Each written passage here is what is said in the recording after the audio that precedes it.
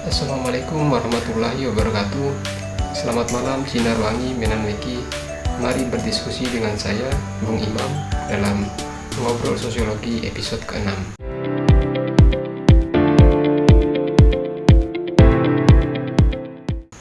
Kali ini kita akan berbincang tentang teori strukturasi dari Anthony Giddens. Bagaimana hubungan antara individu dan struktur sosial? Apakah kita hanya mengikuti aturan atau sebenarnya kita punya kebebasan untuk mengubahnya? Untuk tahu lebih dalam, mari kita bahas bersama.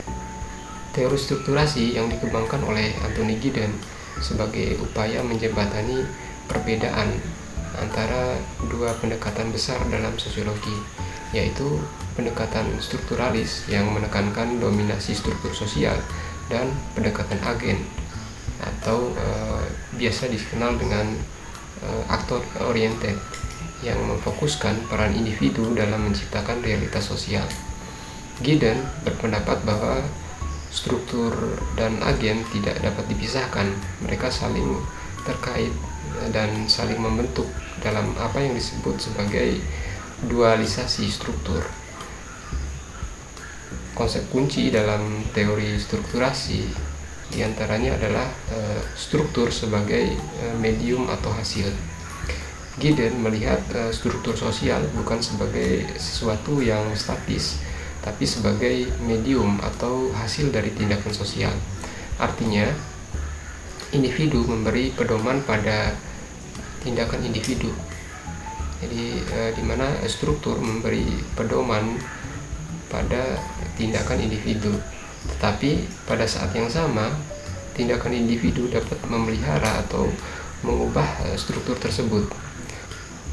Hal kedua yang merupakan konsep dari teori strukturasi adalah dualitas struktur, di mana dualitas struktur adalah inti dari teori ini. Giddens menjelaskan bahwa struktur dan agen memiliki hubungan timbal balik, di mana agen atau individu itu menggunakan struktur untuk bertindak. Tindakan agen dapat memperkuat atau mengubah struktur tersebut. Sebagai contoh, dalam sistem pendidikan, kurikulum adalah struktur yang mengatur cara belajar, tetapi juga guru dan murid sebagai agen dapat menginterpretasi atau dapat mengubah cara kurikulum itu diterapkan. Nah, yang ketiga dari teori strukturasi adalah praktik sosial atau rutinitas gitu. Jadi Giddens juga berbicara tentang praktik sosial, yaitu tindakan-tindakan yang diulang dan terus menjadi rutinitas. Melalui rutinitas ini, struktur sosial terus-menerus diproduksi dan direproduksi. Contohnya adalah tradisi dalam keluarga. Jadi kalau ada teman-teman misalnya yang dalam keluarganya punya nilai atau tradisi makan bersama, tradisi ini mencerminkan nilai-nilai kekeluargaan yang tentu diwariskan. Nah, itu bisa kita lihat sebagai praktik sosial yang terbentuk dari rutinitas tersebut. Jadi, adapun konsep ruang dan waktu yang dikemukakan oleh Giddens itu memperlihatkan pentingnya dimensi ruang dan waktu dalam interaksi sosial. Nah, struktur sosial tidak hanya berlaku di satu tempat atau satu waktu, tapi juga bisa meluas, melintasi ruang dan waktu melalui apa yang disebut sebagai penjangkaran struktur. Misalnya sistem ekonomi kapitalis yang awalnya hanya berkembang di Eropa, namun kini sudah berlaku hampir di seluruh dunia. Nah, ini bisa kita temukan saat ini hampir semua negara itu menggunakan sistem yang namanya sistem kapitalis. Minimal sistem itu dipengaruhi oleh ekonomi kapitalis. Kemudian kita bertanya untuk pembahasan tentang teori strukturasi ini, Apa kemudian relevansi dari teori strukturasi dalam kehidupan masyarakat modern atau kehidupan kita sehari-hari?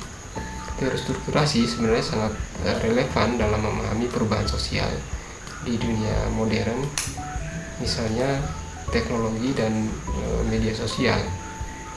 Media sosial adalah struktur yang membentuk cara kita dalam berinteraksi, tetapi pengguna juga bisa mengubah cara media sosial itu digunakan.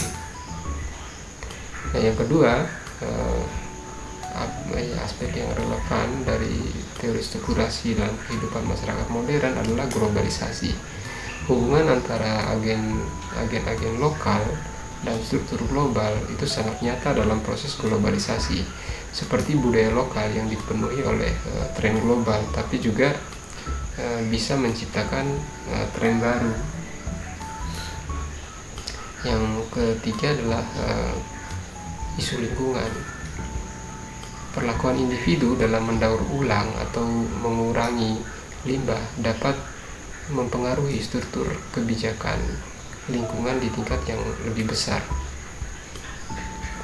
Adapun kritik terhadap teori strukturasi, yang pertama adalah teori ini dirasa kurang operasional, sulit untuk mengaplikasikan teori ini secara langsung dalam penelitian yang bersifat penelitian empiris, karena sifatnya yang sangat teoritis, sehingga sifat abstrak dari teori ini itu membuatnya sulit untuk diterapkan dalam sebuah penelitian.